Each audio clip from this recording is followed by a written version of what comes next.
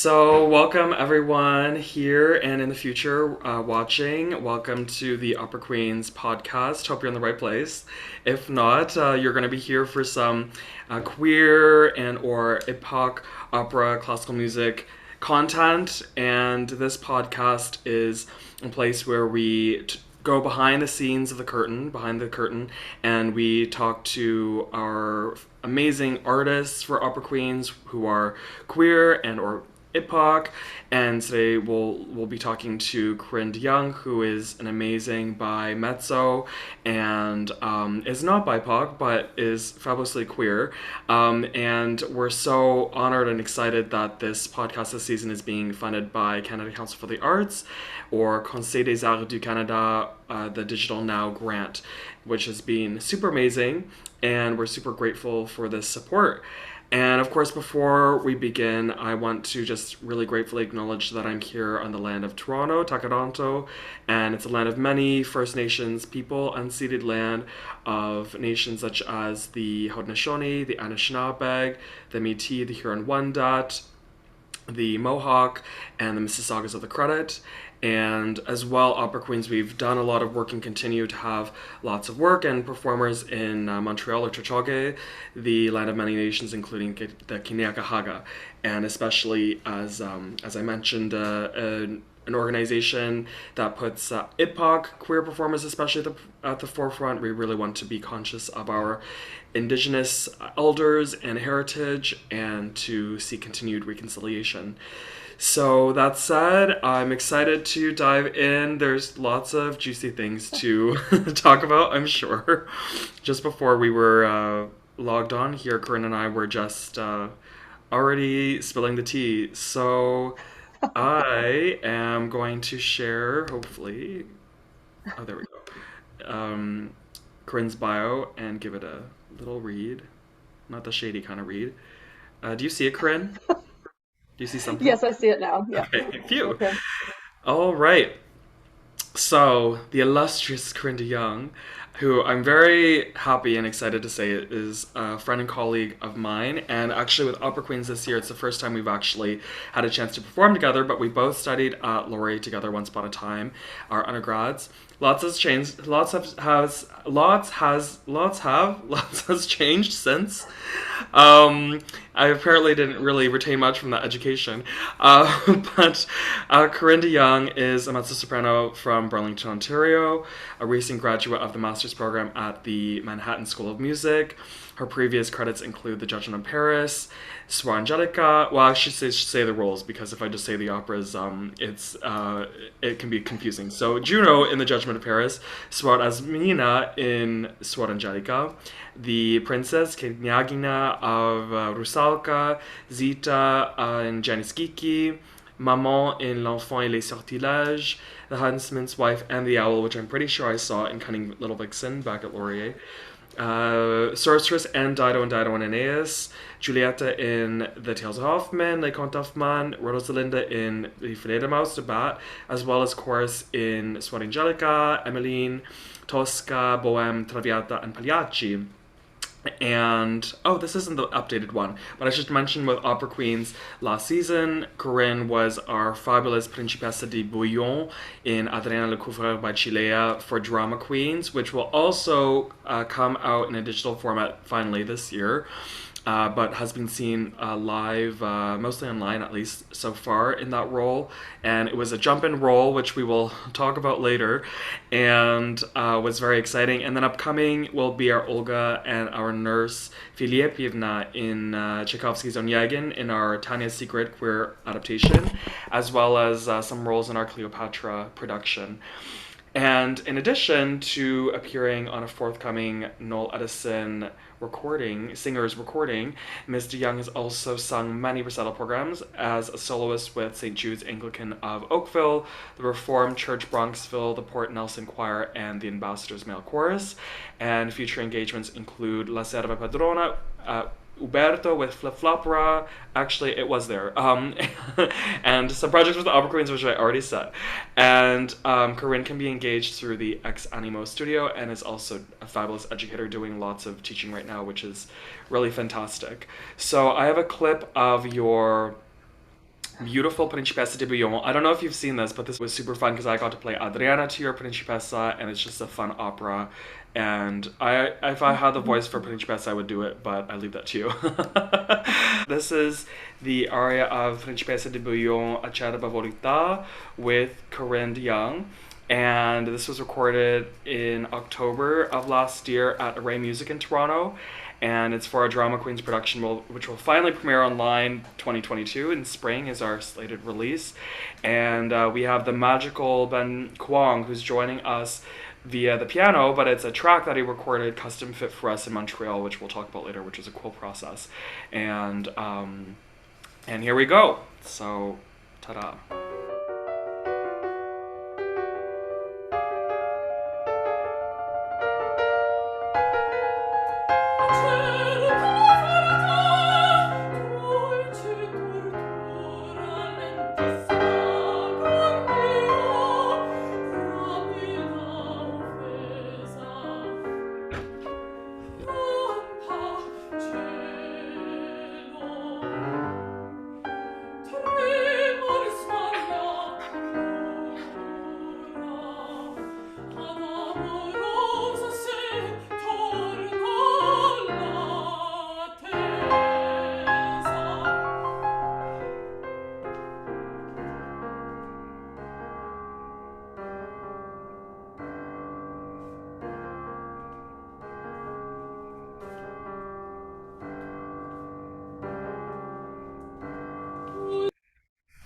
Yay! Just a little teaser. So you'll have to watch all the rest later, and it will have subtitles too, is our plan if you don't speak Italian or are newer to opera. But yay, we have finally made it through despite some bumpy tech issues, which we'll edit out. So if you're watching this in the future, this will be smoother, but fantastic. Well, welcome, Corinne. How are you doing today? How are you feeling?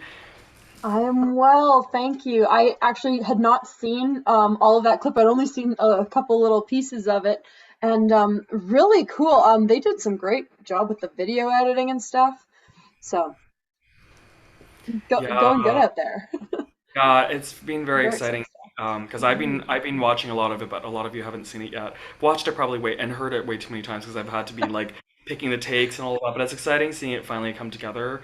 And I think originally the plan that we had talked with Sawyer, the stage director back in the day, was for Adriana the bits that it's not a performance is in black and white, but the colors in this aria, for example, in our duet are just so beautiful with the blue and the purple and with your makeup especially. So They I'm like, really set the scene with some of those lights, which is so much fun. yeah. So I'm like, maybe it will be in color because I feel like we would just lose so much. But yay, welcome. Thanks for joining us. And through the thrills and spills, not only of the Zoom, but really just with the pandemic and pandemic performance, which is a whole new animal. But yeah, so as I mentioned, with our production last year, we had someone actually that we had been planning to sing the Principessa de Bouillon, as well as a few other roles. And just with the pandemic and scheduling and everything, there was a lot of chaos and bumps in the road. I think in the pandemic, a lot of people talk about lost opportunities, but there's also a lot of gain opportunities because people aren't available for certain things or things happen. Not only illness, but with, even with travel visas and all that. So So, many things happen. for example, there's a lot of people making their debuts or covers stepping in at a much higher rate than before. So, fortunately, you were able to benefit from the situation, I hope. And you stepped in very bravely. I believe it was. Well, technically, we're filming in August, but by the time we filmed this, it was in October. So I think we brought you on in July or August. It was not a Somewhere super around long, there.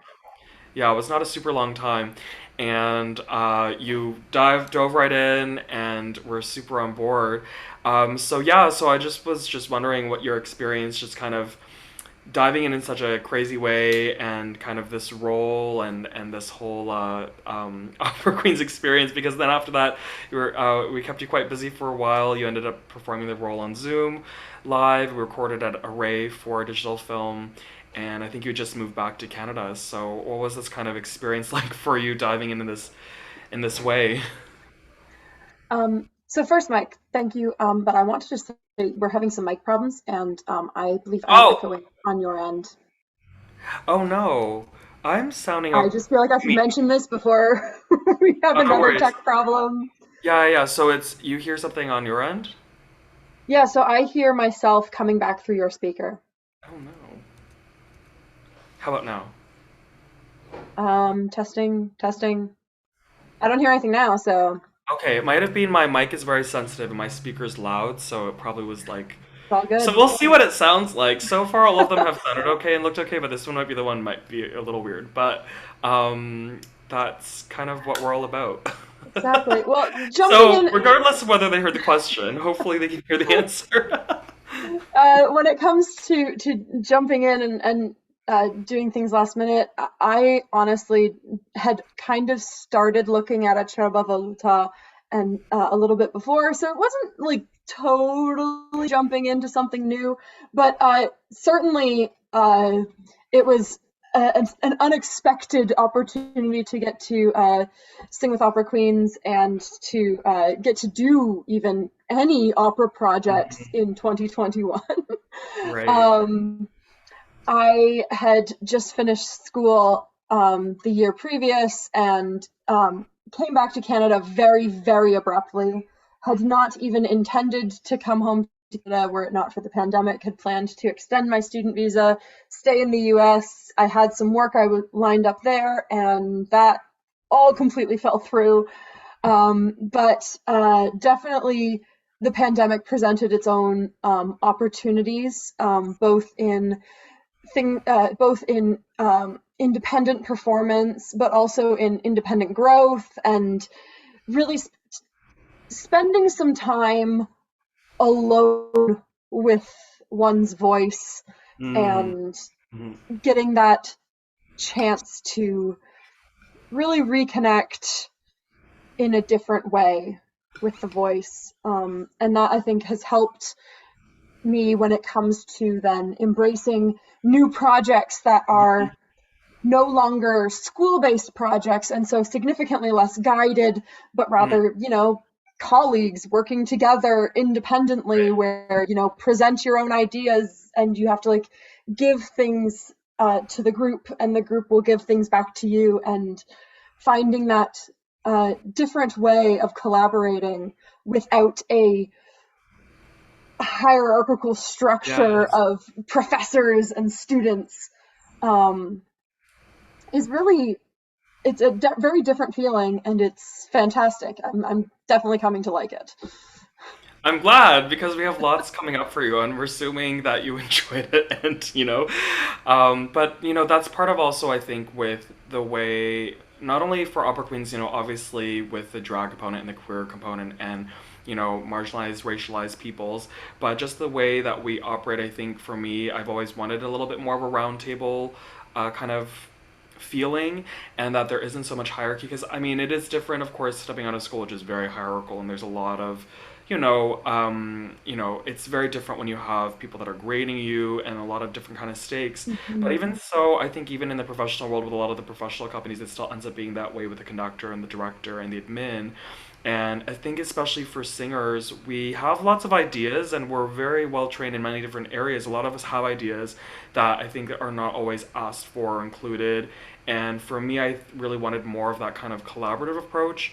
And some singers I found like they don't really have a lot to offer. They don't want to offer anything, or they're very chill, and there's not so much of that. But if there are ideas, and certainly you are someone with lots of really great ideas and artistry, when that's brought in, then we try to really incorporate, because it really adds so much, I think. And I think for the experience for us, it also makes us feel like we have a lot more ownership, and it's a more personal approach. And I think that's been really enjoyable for me to experience, because I know that not only stepping out of school is one thing, but even in certain professional situations, it doesn't always feel like there's that kind of spirit of welcomeness, and we're all about that. I think the pandemic has changed a lot in terms of, equity and diversity, but I think even just the way the classical music industry and a lot of industries are run, I hope people are really taking a look and saying, okay, how are really scheduling things? Is it humane to schedule people 5 years in advance, or to schedule them back to back and all of this? So I'm glad that you've been taking the time and that it's been good for you, because I know it's been really challenging for a lot of people, but I think it's also been an opportunity, especially for us artists, when sometimes there's not a lot of traditional things happening, or also certain things there's been more space. It's also allowed us to really take that time to grow, and if you use it, it's great, and if not, then hopefully there's still time for that growth to happen, because it's a unique Oh, time. absolutely. I certainly won't lie and say that like it was, oh, definitely I, was able to work hard every Yeah. day and keep going through. No, goodness, no. Big depress. Yeah. But uh, the in my particular circumstances, having just come off of school, while I was even at school, I had some teachers who were very aggressive with Mhm. pushing for their particular techniques to be used, voice teachers who were borderline abusive. Yeah. um, Hmm. you know, a lot of different pulls and strains on the voice, and a lot of pressures to use the voice even in ways that I myself, even as a student, knew was not necessarily the best for my voice. Hmm. Um, and so when I came back and I had a couple of months of online classes that were a bit of a joke, but they gave me an opportunity then to kind of realize that I knew a lot about vocal technique and about vocal theory and Hmm. about Yes. vocal anatomy, and I knew this stuff because now I was going once as soon as I came back to almost as soon as I came back to Canada. My old boss, where I previously taught music lessons, heard that I was back in town, and one of his voice teachers had to leave very quickly due to pandemic, and he requested if I was willing to come back and resume teaching lessons for him. And I jumped right back into that and was reminded of how much I knew about my voice Hmm. intellectually, Yes. and all of my alone time that I had, all of this downtime during the pandemic, gave me a lot of time to be alone and mindful of my body and mindful of my voice, and to let my voice talk for itself Hmm. about what was and was not working for it. And by carefully and slowly breaking apart little ideas of what I was feeling, what I was noticing every day. Um, and every time I sang, I was able to kind of put together my voice in a little bit of a different way. It's still a work in progress, still have tons of technical issues I am working on, But it but I always will noticed be that that they're way. there, Yeah. and I'm letting my voice itself, like letting my voice and body mindfully lead me to the answer rather Mhm. than relying purely on the word of an esteemed pedagogue Mhm. who told me to change my technique entirely and made it so I couldn't sing for weeks. Exactly. And that's the thing, is that I think so many singers come out of school like still feeling like they're students, or that they have to, please a certain teacher or change everything. But there's that moment, and I'm glad you realized it so early on, and just why I think you gelled so well with us, is that you realize that I have an artistic vision and voice. I have knowledge and experience, and in the real world after school, there's not just one or a few people cooks in the kitchen. There's the world open to you, and you can take the advice or leave it. You can go to a teacher you want to study with or not, and that's part of adulting, and part of really stepping to one's own as an artist, is really realizing that there's that autonomy. And I think it's difficult because sometimes we only see what happened in school and feel like, oh, this is the way it's done. But when you're out there, you're out there, you know?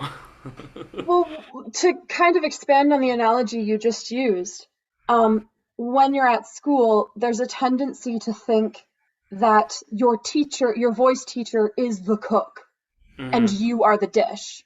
Hmm. Yeah. But as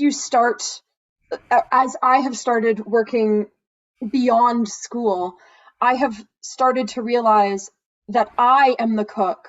Mm-hmm. The teachers are the grocery stores. Yes. And the Yes. songs that I sing are the dish. That's gorgeous. Absolutely. That is stunning and a beautiful metaphor. And funny enough, actually, my teacher in my master's didn't realize maybe that's why I go to food metaphors. I am a foodie. Oh, whoops! I just turned off my video instead of spotlighting. But he would always use food metaphors when we were talking voice. So I do appreciate a good food metaphor. I wonder if that's why. Now I think about it, it's all very Freudian. This is such a great way to put it, and something I think really people really need to hear. Because I, obviously starting Opera Queens, I'm fortunately being in a position where being able to get granting and funding and being able to go and hire colleagues and friends, and people that I really have wanted to work with and haven't, and I've been very surprised. I mean, I knew it was happening, but really to come across this where it's been multiple people, where I've offered them a contract or a role without having to audition, and I'm paying them. I think a lot of them have been really like, what? I don't have to pay, or I don't. I'm not. It's not volunteer. It's like, well, weren't you training to be a professional singer as in earning money? So there's definitely a lot of trauma, not only vocally, physically for some people, sadly, but just even emotionally and just mentally. It's something I'm very intent on hopefully trying to change in the world, because I think that business sense and the kind of mental and emotional health part of the singing piece and the career is something that I think is not really still, even in 2022, still common practice, which is horrifying. Because in any other industry, I always say in any other industry, the stuff we encounter is just not legal or healthy or acceptable so it's quite a time. My cousin moved in with us over the course of the pandemic to attend school closer to us, Mhm. and was absolutely shocked to find out that I was paying money to apply to a job. Right. Even just not just saying like pay to sings, but even like audition fees. It's Yeah. you know exactly. Yeah. It's quite, yeah, it's fascinating. But I would love to continue down this line actually, because you were talking about your own kind of experience as a student singing, and I think we're also in a career path which is unique, because in music you're always learning, but I think as a singer you're really an internal student because the voice is always changing, Mhm. and we're not at the age yet, but I hear when singers are really really mature and established in middle age or mid career, they feel like they finally got it, and something changes again with the body, and it's always a learning process. But I'm interested, Mhm. especially with your insights in your educational path, and as you mentioned, you're returning to teaching. What Yes. has your experience been like as an educator on that front, as a teacher, and Um, what do you hope to pass so down as a result? absolutely. So I am very lucky to get to teach an absolutely fantastic group of folks, from toddlers all the way through to seniors. I have quite a stretch of students, both in classrooms and privately right now. And when it comes to voice students in particular, it's always very exciting the minute that there's like kind of a clicking moment where the student realizes that they have control over their instrument, Hmm. and that the control that they have over their instrument isn't something that is like a physical action, but that it's a mental practice to Hmm. bring this control. And because we talk a lot throughout the class about, physical actions, how we're breathing, how we're using that breath support, how we're forming our words. But throughout all of it, I try as much as possible to encourage, what do you feel? What do you notice? That's actually been one of the big boons of having to teach a lot of online classes, because I can't hear my students, especially these new students, Hmm. like youth and young students. I can't hear them clearly necessarily because of Zoom delay and all of that fun stuff. And so I end up relying a lot on asking them questions about their feelings and sensations as they sing. Um, and there's for every student that had, or for not every student, but for many of the students, there's been kind of this moment where they realize that their voice is part of their body and their Mm, mind is part of their body, and their yes. voice and their mind and their body can all work together to make the sound that they want it to make. And that just kind of, it blows the mind. Yeah. But I think it's something that then comes into that longevity, because this is something that my 10-year-old students work on. It's Mm, something that I'm working on with 20-something students. It's something that I'm working on with middle-aged or seniors students who are all, regardless of the circumstances of this particular moment, everyone has this capacity to find their mental connection with their body and with their voice, and finding how the three can work together in the way to make the sound that the student wants. mm-hmm. And I just think it comes to be a little bit liberating, because it's a lot of the students are through noticing their sensations and through being mindful of their own voice, are doing exactly what I'm doing at a just all on different levels, focusing on the little sensations, that the little changes that they can make to change their voice to make it work better for them. So Amazing. And I would say that obviously for Opera Queens, you are queer and bi, which is awesome, yay! And of course, like I always try to remember to preface it, but I'm gonna mention it here too. Obviously, for you as well, you're sharing a lot of yourself and your life, and that's what happens when you're in a career that's a little bit more public facing as a performer, right? But if there's anything you don't feel comfortable sharing, obviously, like use your discretion. But I would love to know oh, because have we've I talked ever a little. gotten good at user discretion? Exactly. Well, I would love to know because we've talked a little bit about this, but are you able to share at all? Have you been able to integrate queerness into your education, or how have you been able to kind of do that? Because I know that you have sort of been also, infiltrating, which is beautiful to see. But are you able to talk about a little bit about that? Yes, so I am lucky to get to teach with lots of kids independently, and so there are questions, and I try to be as honest as possible with the students at their level, and try not to impose the uh, sociological norms on the children either, to allow them to express themselves as much as possible and to find their voice and to find their preference and to find who they are all together. As much as possible, I want our lessons to be a safe space. Does your kid want a sparkly sticker of a dinosaur in space? Does your kid want a sticker of a princess baking a cake? Does your child want a Teenage Mutant Ninja Turtle? I mean, stickers. Stickers are like currency for children, and it really is a chance for the kids to get to express themselves Mhm. on their own notebooks by just covering it with stickers.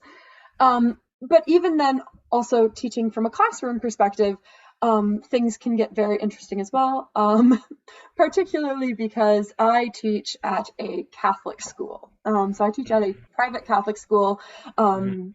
kindergarten through grade 8 music, and it's interesting. Um, as a Christian myself, I do not find that my Christianity in any way conflicts with Mhm. my queerness. Yeah. Hmm. Um, I find that Love is it's love. Yeah. I think that it's an absolutely silly uh, silly human construct that can in no way influence the divine. Hmm. There's no way in which my love for another person or my existence as a person can cease my love, the relationship between myself and God. Hmm. So I have no conflict with this. However, this particular school is very conservative Catholic. And there have been more than a couple questions that have had to be answered rather tactfully and with discretion,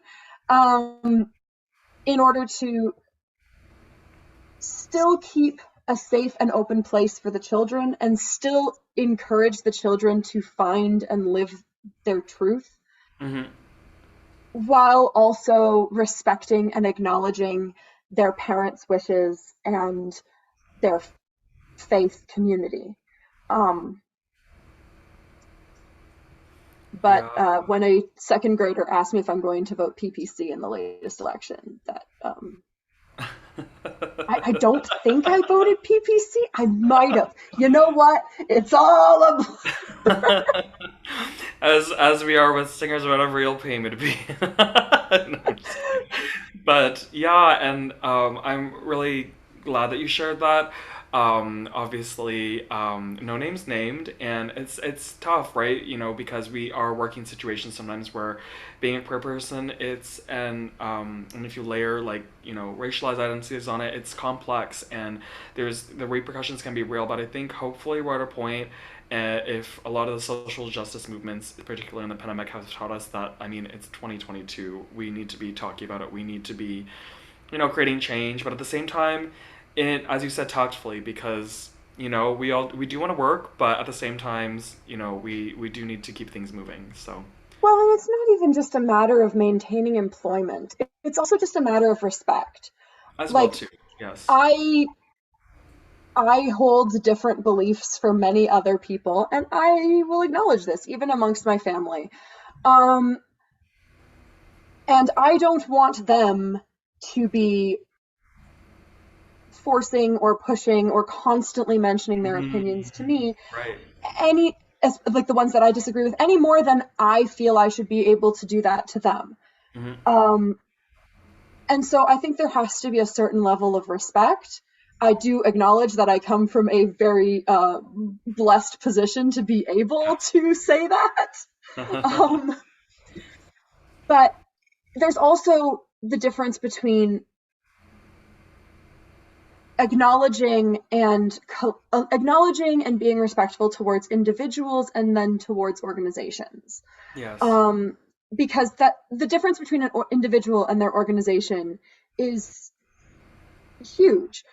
I have yet to meet a single person who, if I specifically told them that I was queer, regardless of whether this was a church position, a teaching position, in like, no matter how conservative the group I was working for,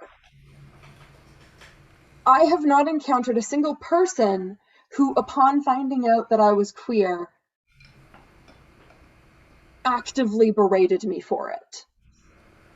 If they did not like this, they usually kept it to themselves.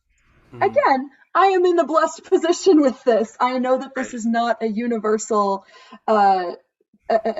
situation, but when the woman I was standing next to in church choir found out I was bi, she tried to hook me up with her granddaughter. So you never know. Exactly. You never know. Yeah, I mean, it's hopeful, because hopefully it's a sign of the times, I think, because we were growing up, and I think that's why I feel that way about my students too, is that a lot of that we didn't experience growing up, so hopefully now we're in a different place, fortunately. I mean, there's still a lot of work to be done, but it's a positive sign. But I really love what you said. That's beautiful too, because I think we hear so much of the opposite in terms of, you know, especially with social justice movements moving ahead, there's a lot of kind of accusations like, you're wrong, you should know it, kind of thing, educate yourself. But what you say, it is mutual respect, because if you want respect, you have to also give it, and know that there are people that believe differently, and that's okay.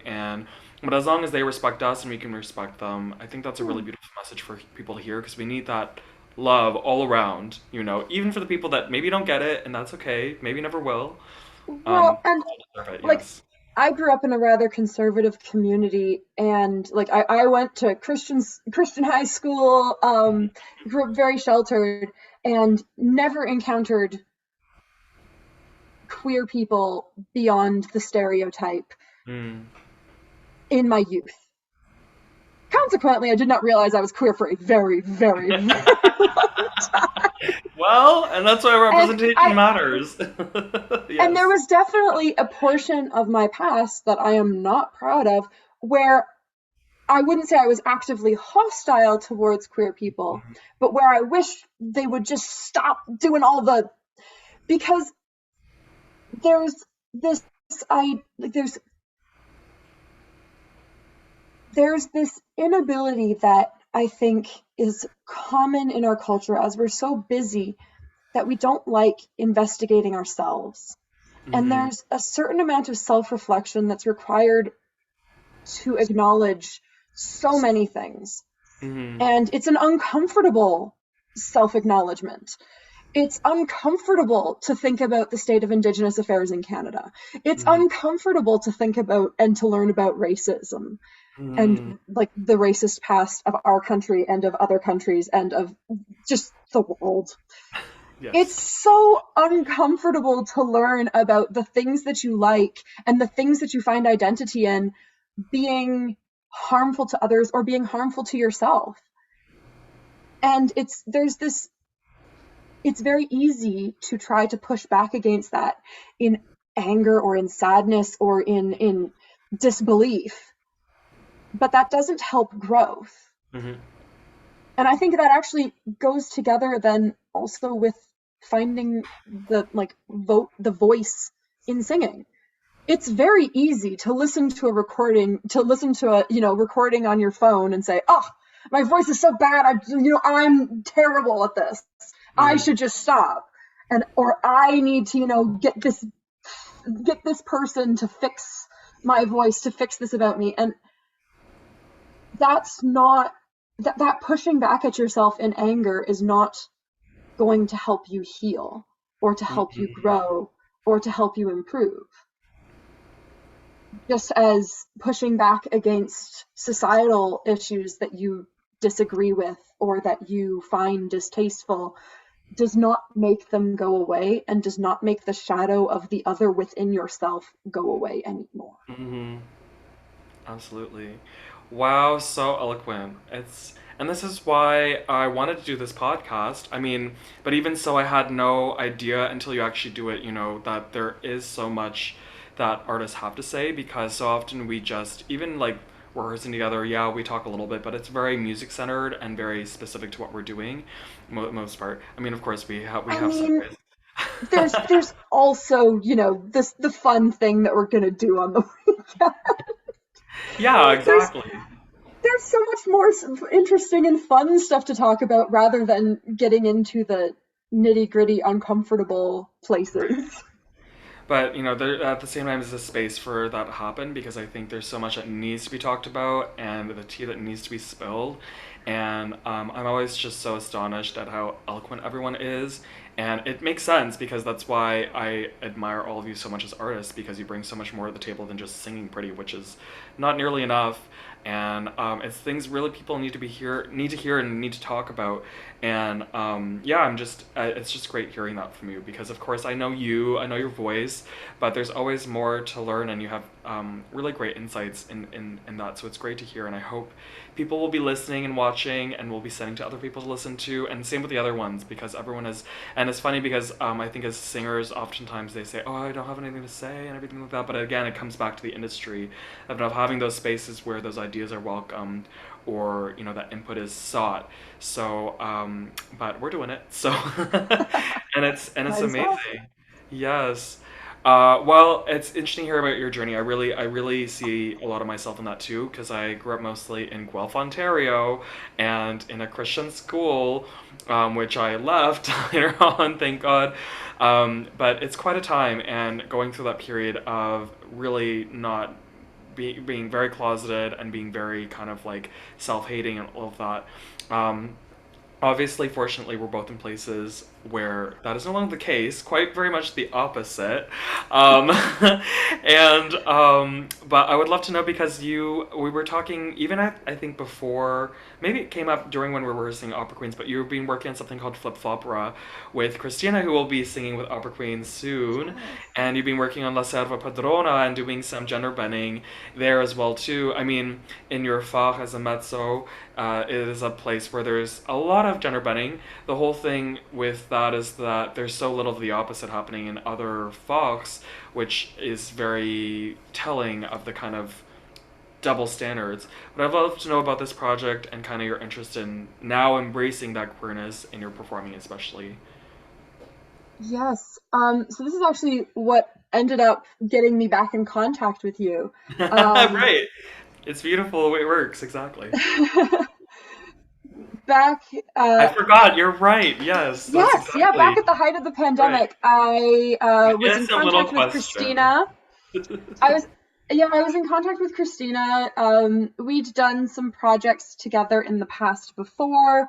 We actually, when we were both getting ready to start our masters at different schools, we both had our like fundraising recitals on the same day in different, in like one town Oh, over from each wow. other. That's So funny. it was, we've done a lot of work together. We used to be roommates. And so it was like I knew she was back in the area as well, had returned from school rather abruptly, just as I had. And I thought it would be really nice to do something. Literally anything. I am dying here of boredom. And so we started talking about putting on La Serva Padrona together. And as we started working through some options, working through some opportunities, we decided that it would make a lot of sense for she, the soprano, to sing the soprano role, and I, who have always longed to be a basso buffo. I mean, they get the most fun parts. Patter, moi, love it. Um, I will get to sing the creepy old man. And I am Yay. okay with this. I am more than okay with this. Um, so we got to rehearsing. We started working through some of the ideas, taking it into contemporary era, giving it kind of a Me Too office vibe, Mm. changing out the recitative for spoken dialogue. And the more we started working on this, I realized that we needed some help to figure out some of the admin stuff and Mm. figure out how to organize this in a better way.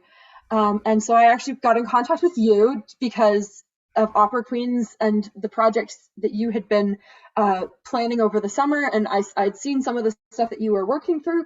And I thought, oh, Mike's in Toronto. Why don't we just have a chat? I just moved back as And well too. Just divine exactly. timing. Yeah. So we met up, we had lunch, we chatted, we reconnected, and I think it was only a couple days later you were having trouble contacting your mezzo, and Well, they it had got all through been on yours. ongoing. Yeah, it'd been ongoing, and it Something, was just when I saw you, I was like, hmm. Great and timing. I think by the end of the week you'd sent me a score to look through. Um, and the rest of that is, of course, history.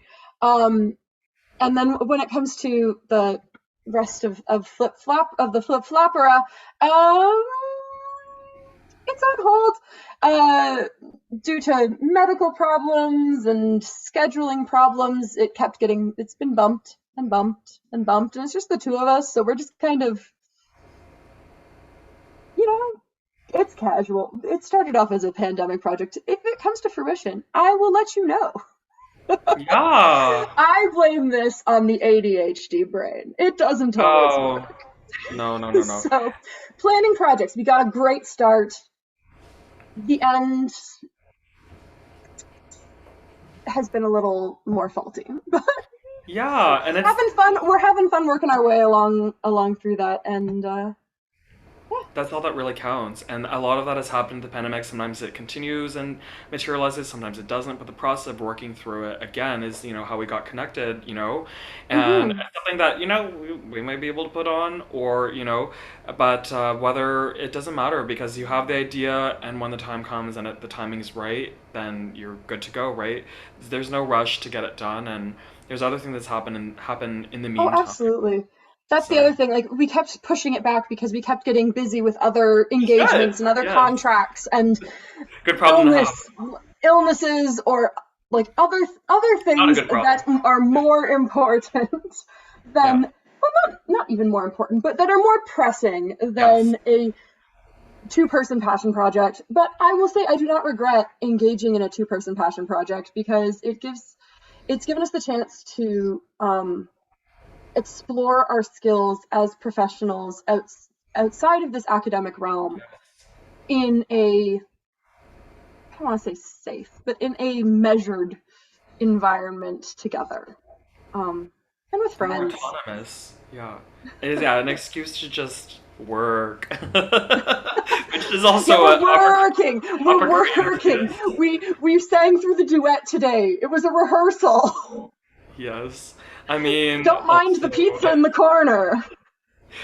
it's the kind of the best part of being a musician. It's, sometimes it's a little bit crazy with, the boundaries, but also it's fun too because it is also not only a career but a vocation and a passion too when it's done right.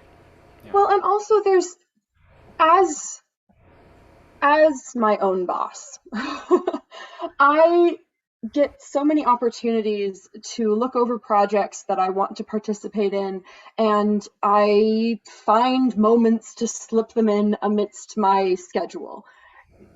My schedule makes absolutely no sense. My family here, I have a schedule on the, like, fridge in the kitchen that I just update throughout the week. And then there comes to be a day where everything suddenly changes and I just scratch out everything that I've written and rewrite it because things change so quickly, and especially amidst the pandemic, things change even faster. Yeah. But things change quickly and you have, there's an acknowledgement that the time you spend on a project is not wasted so Yes. long as you are learning, experiencing, and enjoying it, Absolutely. regardless of when it comes to fruition. Yeah, and it's so important. I think a lot of people have realized that in the pandemic. They were like, "Why am I?" Especially professional singers, like, Why am I doing this?" And they've lost those passion projects, and just for the sake of the career and the money, and that's important. But you have to maintain part of that, otherwise, well, in any field, not just music, but especially like singing and performing, there has to be enjoyment in it. Otherwise, Mm, there are other careers where that doesn't need to be part integral to the conduction of the job. So, no, and I think that passion and that professional passion must extend also through less less professional work. mhm. Um, Singing in a church choir, teaching children. Do I spend a lot of my time singing like the hokey pokey? Yeah, I have definitely done the hokey pokey like more than is average this week. Um, but finding that thing that you're learning, that spark of the professional voice throughout that is is what keeps it as a very passionate and growing project. Just earlier this month, I realized that when I was singing and dancing with the toddlers, I had an opportunity to renew and refresh my grasp of my breath because Mm, I was jumping around and I was sitting cross-legged on the floor. I was doing the hokey pokey, bending over, touch your toes. There's there's a different way to connect with the breath there. mhm. And then when I'm teaching students, finding the things that they need to learn their music in the best way honestly helps me often to find the things I need to Yeah, learn yes. my music in the best way. As I go through talking a student for the 100th time how the breath support is working for them in this phrase, how to make this breath support function. This is an exercise we've done a million times. We've done this breath support, but going over it that one extra time, the student says something that shows their understanding of this, like their growth of understanding or their misunderstanding, that helps me to understand my breath support in a new way. And Hmm. then also help them understand what's going on. Exactly. There's, I think, this distaste in the classical music world for, I don't mean to call it simplicity, but this for something that could be done by a beginner. Right. Yes. And I think that displays an unhealthy elitism And there we towards the the classical voice. hierarchy. Exactly. Yes. Because there's there's nothing that shows more weakness in one's voice, I think, than an inability to sing with beginners. Mm. Mm-hmm. If you cannot sing in a community choir without being the show off, Mm-hmm. without being, if you can't figure out how to blend in a in a church choir, like maybe not a, you're at like, but like a good church choir. If you're working in a good church choir and cannot find the ability to blend, to hold your voice in a place that works in a community, that if you can't sing a lullaby to a baby, you can't use your voice to the fullest extent that you could. Absolutely. It's the There's most no reason practical why way. you shouldn't be able to sing Wagner, sing Mozart, sing Puccini, Hmm. sing sing Handel, and sing nursery rhymes. Absolutely. Hush, as Rain and I always say, I hope you get to meet Rain one day. But Rain, actually, I possibly always Rain hear such great actually. things.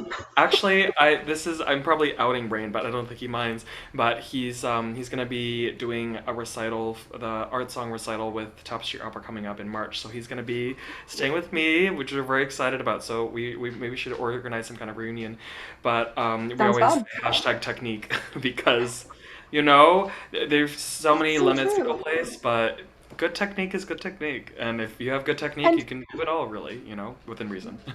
good technique means that you should be able to, for your voice, sing full and open, but also your voice should be able to move.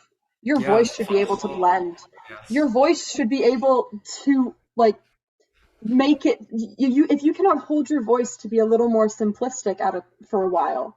I'm Mhm. not saying you have to, sing like that all the time. Of course not. That's not the Mhm. part. Like, but it's using your voice as a tool for different circumstances. Yes. It's the way that we act, it's the way that we communicate, it's the way that opera is more than just, Arias. yeah, Loud arias, yes. Or quiet arias.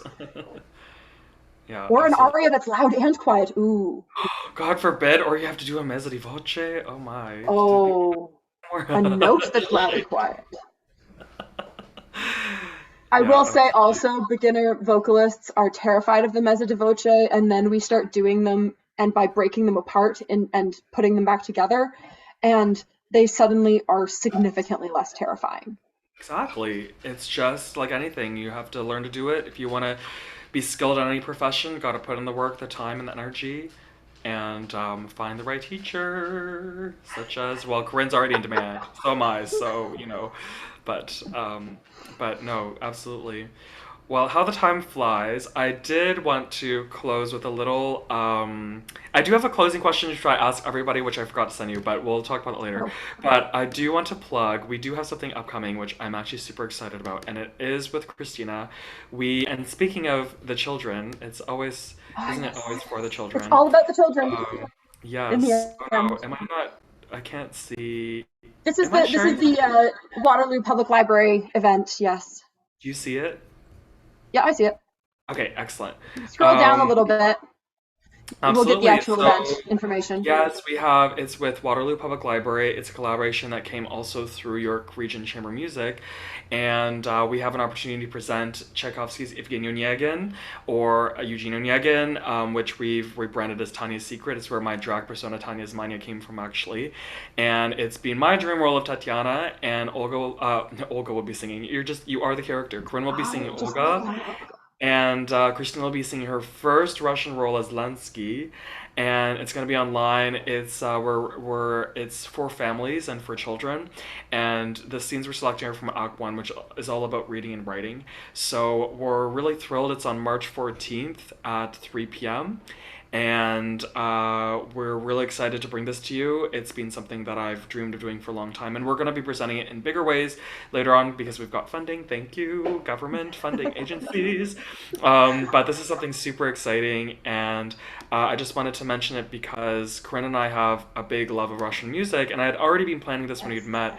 But I would just love to know a little bit about sort of your love for Slavic repertoire and yeah, what you're excited about for this concert, for our Onegin production, and all of that.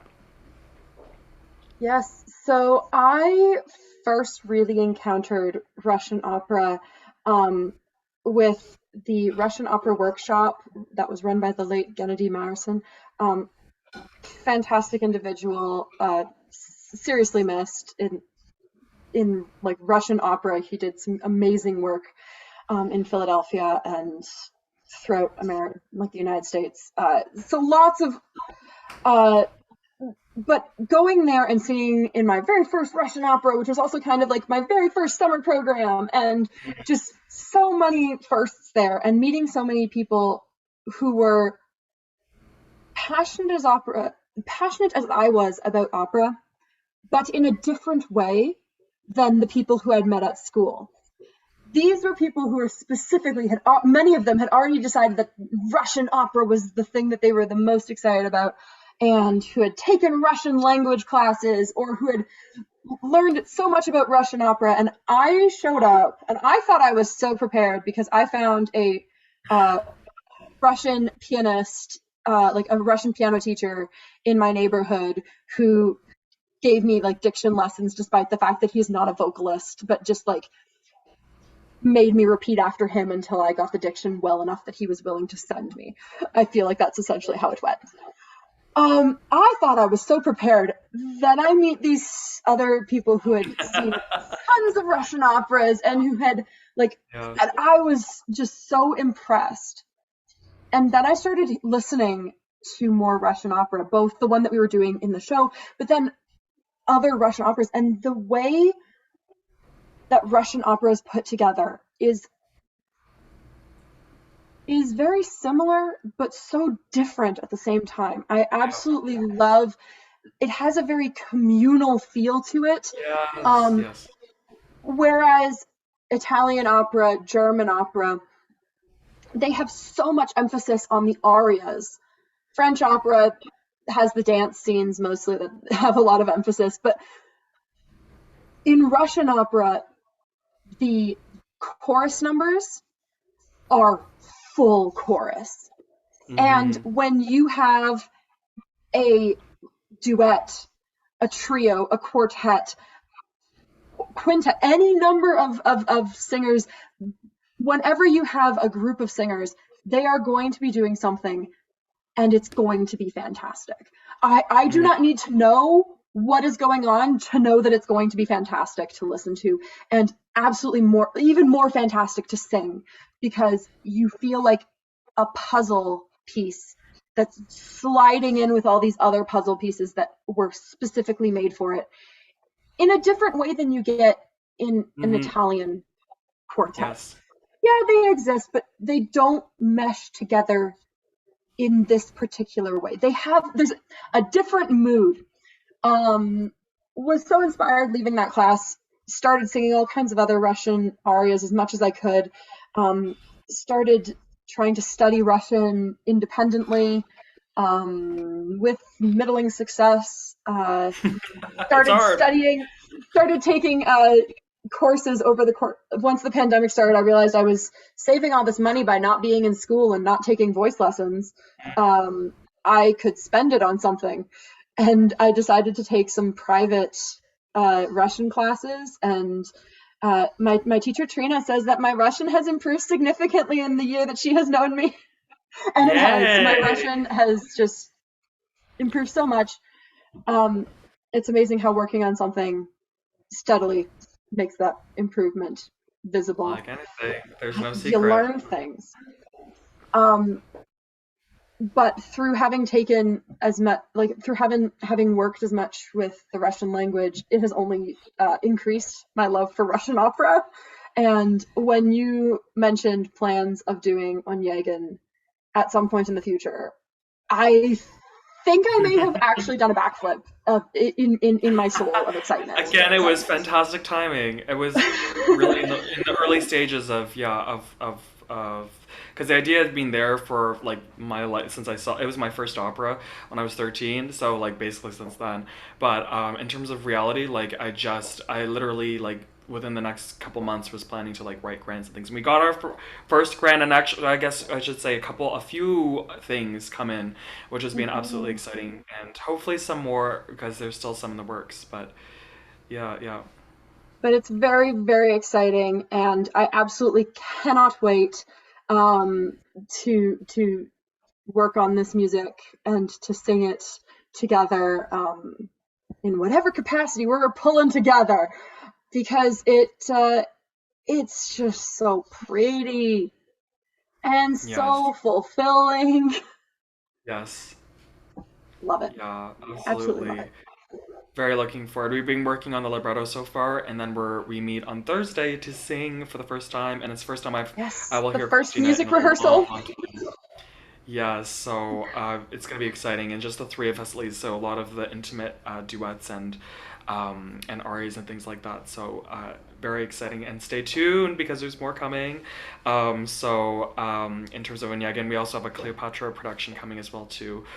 There's just so much to talk about. It's fantastic, and yeah, it's just we've covered so much, but there's still so much more to cover. But that's the thing is that we hope we get people thinking and inspired, and and inspired not only to see us but others, and to think about queerness in Mhm. their work, and classical music a little bit differently. And before I ask my closing question, which I'm sure you're like dying to know now because you're like, what is this mysterious question that like I thought, that frankly, that everybody. that was the mysterious question. I was like, oh, that. Oh, I actually, assumed yeah. we were going to talk about our mutual love of Russian opera. Also, yes, yes, and plugging things, yes, because that's always important to do. But before I ask, I just wanted to do a little shout out. I'm wearing the pearl necklace and the fur that you use for Principessa de Bouillon. So throwback. Oh, and the The bracelet, the looking at mysterious the bracelet. looking and looking at the recording though, I was reminded that that was actually the fur that broke only like Yes, 2 minutes before we were supposed to start yes, filming, and it ended yeah, up turning into a bit of a like chair throw for the yes. recording because it would not stay on, and I kept like I was like, okay, fine, we'll just put it here and it'll be fine. And only then after the recording, I was like, oh, good, we're done. And I look at my arms, and all under my arms was just covered in the fur from the jacket. And I was like, Oh my God. I Actually, I shaved for think there this. is some. I think so because I think there was. No, I was looking at there's Acerba and I was wondering. I was you, like, you, oh, you okay, no judgment. yeah, If you don't shave, it's you fine. posted it earlier, and it was the one where we ended it's like big and dramatic. Yeah, yeah. And I'm But looking, I've got faux fur all up my I arm. did wonder. So this is good that we're talking about this. This is really the behind the scenes part. Now, Oh, like, this is truly the behind the scenes right there. that no one wants to see. I mean, we find it amusing at least. And I did want to shout out, you have I something mean, behind you don't you. gotta shave for nobody. Exactly. Also, YOLO, that too. But I did want to point out you have something behind you, I think, also. I love I it. It's I fixed it gorgeous. up. It's so Also, pretty. And you even use like this is gold for the my crown. this is my in-home teaching studio. It's got a whiteboard. It's got a piano that is, Working with a electric pro and right not. here. It's got my guitar. It's teaching time right there. That's a pro right there, folks. And I actually we did some busking last year to fundraise before we had a lot of grants yet. Fortunately, since then, mostly on the up and up, which is great. And someone actually like went away and came back with a card with like a picture of me in the Opera Queen shirt, and they drew the little logo, and I was like, oh my god!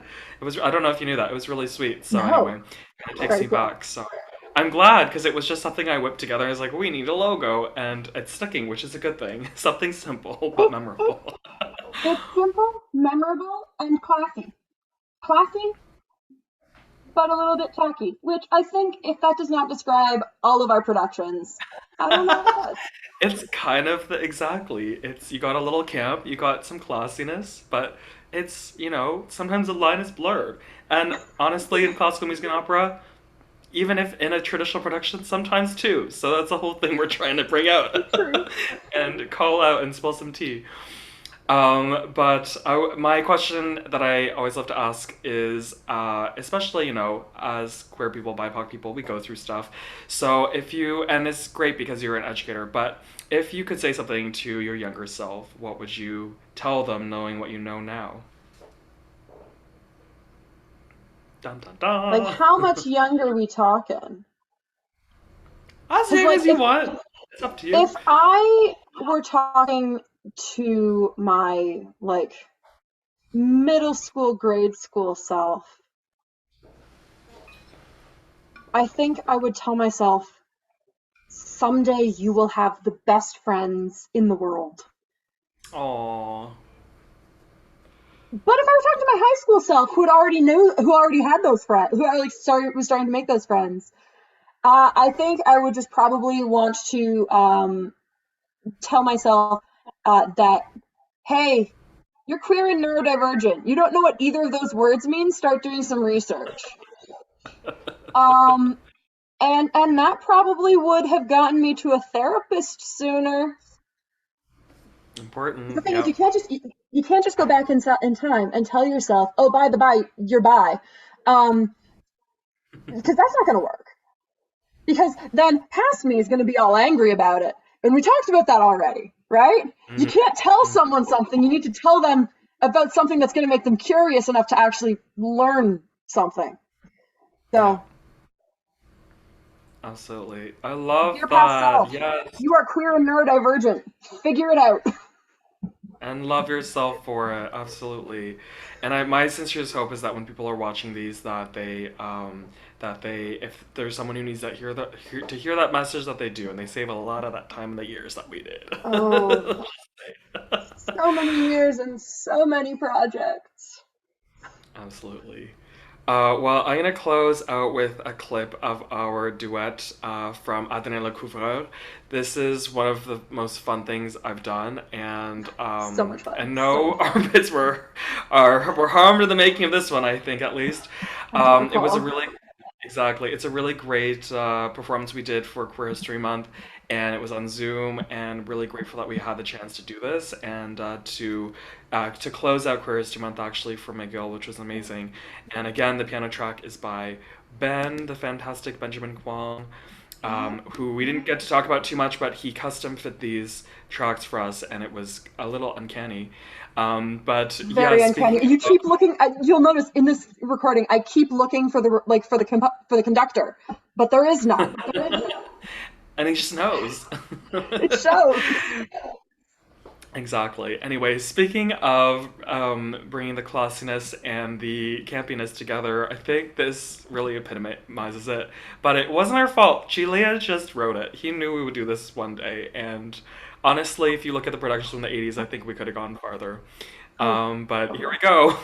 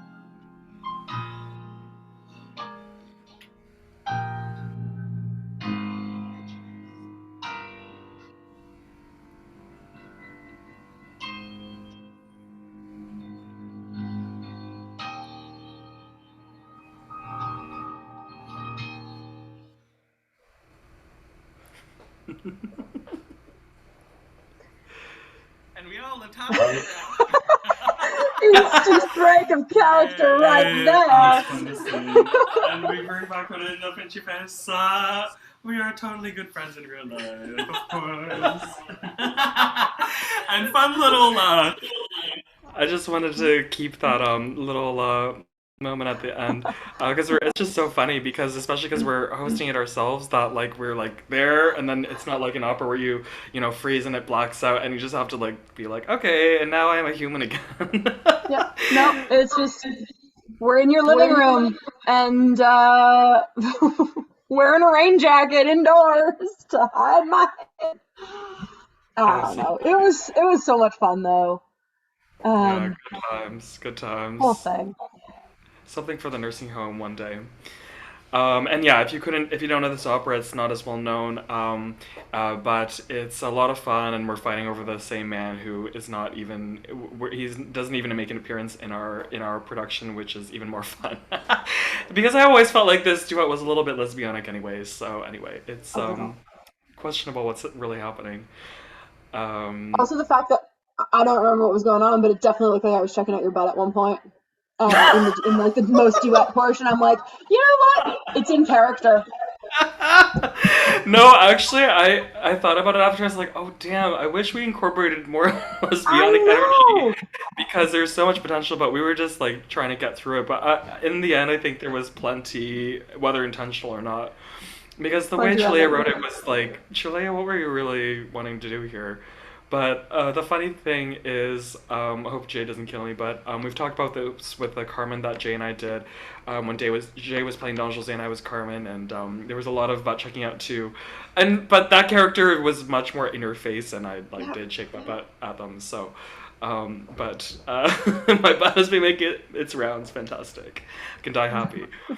Oh my god, that was fun. Anyhow, thanks so much for joining us today, and for talking serious stuff, funny stuff, and it was a really good mix, and just really great to learn more about you. And I think there's so much value that people can have listening to your story, and Of course, you're an amazing performer, and we're excited to continue to see you fly and soar. And if we can do it together with you, it's awesome. But it's been such a pleasure having you here today. Check out our concert on March 14th. Check us out at operaqueens.ca, at Opera Queens. Go check Corinne out, and stay tuned. This will be available to watch on our YouTube channel, so please subscribe. And it'll be on our website at www.operaqueens.ca/podcast. So Along with all past recordings of the podcast. Yes, and I should mention, how could I forget, that our next one will be, it's funny that it worked out that way, but it's also going to be the 21st of March, and it is actually also a Monday, which is also a little weird, but it's going to be an hour later. Yes, at 5 p.m., and we're going to be talking to Nicole Ross, amazing soprano who I went to school with at McGill, and haven't seen her for a while, and excited to reunite with her, so check that out. And thanks for watching, folks, and stay safe, stay happy, keep it queer, y'all, and ciao for now. Bye-bye.